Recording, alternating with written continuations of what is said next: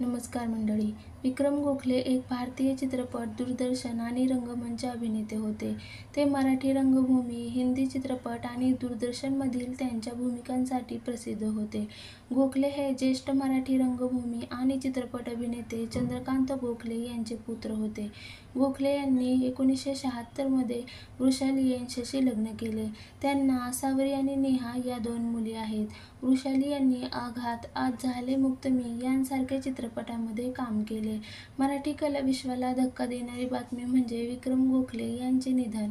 दिनांक 26 नोव्हेंबर 2022 रोजी त्यांनी अखेरचा श्वास घेतला.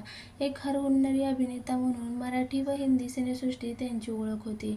त्यांना खऱ्या आयुष्यात सावरी आणि नेहा या 2 मुली आहेत. या दोघींचंही लग्न झालं असून त्यांना एक मुलगा आहे. नेहा या दोघी थिएटर आर्टिस्ट आहेत. तसेच निशाने अनेक नाटकांमध्ये काम केलं. त्याबरोबर ती केसरी टूर्स अँड ट्रॅव्हल्समध्ये काम करते.